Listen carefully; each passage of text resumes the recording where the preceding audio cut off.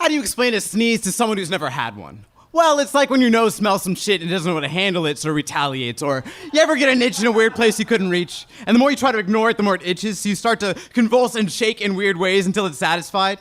Dictionary says a sneeze is when you make an involuntary explosion of air through the nose and mouth due to irritation of one's nostrils. But if you've never sneezed before, that doesn't quite capture the unique feeling of the almost painful need to get this shit out of your face.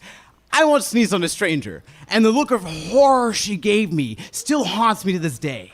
And it wasn't even my fault. I turned to the side to sneeze like a decent human being, and she just happened to speed walk into it. I think we don't have a great way to explain a sneeze because everyone has already experienced it by the time we know the word for it. How do you explain racism to someone who hasn't experienced it? Well, it's like when someone looks at you and presumes to know your story without ever once saying a word to you, or listening to you, or looking at you. It's like when someone gets an itch in the back of their mind that the skin you're wearing is so 2014, or 1968, or 1861 is worth a retweet, but not equality, is still upset about that whole slavery thing, and the only way to alleviate the itch is to call you boy, or thug, or target. Or to pretend your struggle to survive doesn't exist. And so to help those who haven't experienced it understand just how common this still is, for the duration of this poem, I replace the word racism with the word sneeze. I was 15 when I experienced sneezing for the first time.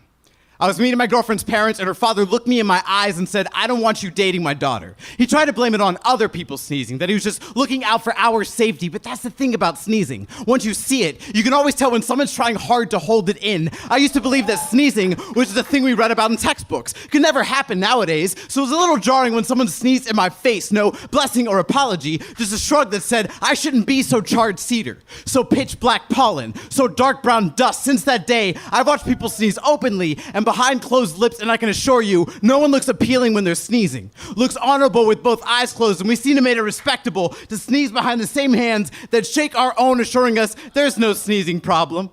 Like for people of color, it is an allergy season all year round. Like this country can just Benadryl its way to equality. As if we weren't the ones struggling to keep breathing, drowsy after being prescribed Twitter apologies. And isn't it funny how every sneeze can sound unique, but we all still know when it's happening? Like we've been speaking sneeze our whole lives, reading it in nationalist napkins or far-right shirt sleeves, claiming sneezing is just a part of our history. Chuckling at all the funny ways people try to stop it from happening, telling us their Civil War monuments aren't about sneezing. That would be silly.